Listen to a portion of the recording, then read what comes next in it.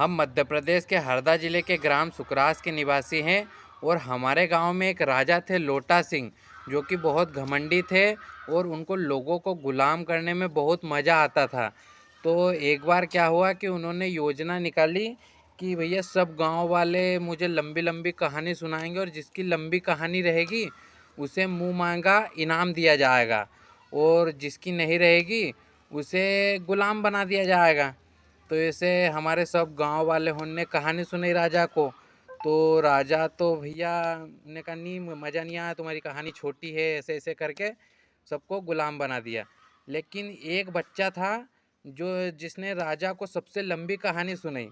तो वो कहानी ऐसी थी कि एक बार क्या हुआ कि एक किसान था। किसान गेहूं के दाने बोता था और वहाँ पर बहुत सारी चिड़िया थी, जो कि चिड़िया क्या करती थी कि किसान ने गेहूं बोया और इधर से चिड़िया आई और दाना चुगा और चली गई। हो भैया, तो किसान ने एक बार डबल से बोई।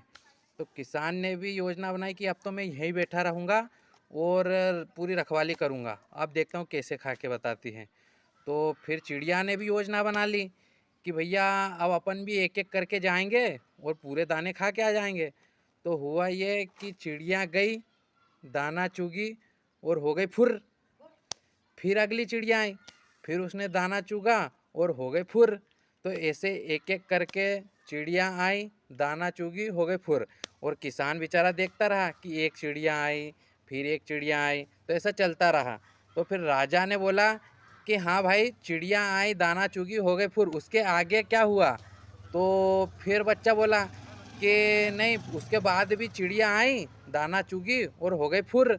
तो राजा कंझा के बोला एकदम से कि यार माना चलो, सब चिड़िया आ गई, एक एक करके उन्हें दाना चुगा और हो गए फुर, उसके आगे क्या हुआ? तो वो बच्चे ने बोला कि नहीं, ऐसा नहीं हो सकता, चिड़िया एक एक करके आ रही है और जब दाने खत्म होंगे तभी ये कहानी खत्म होगी। तो इस प्रकार उस राजा का घमंड टूटा और उसने मुंह मांगा इनाम मांगा, जिसमें हमारे गांव के सभी लोगों को उसने बंदी से छुड़वा दिया।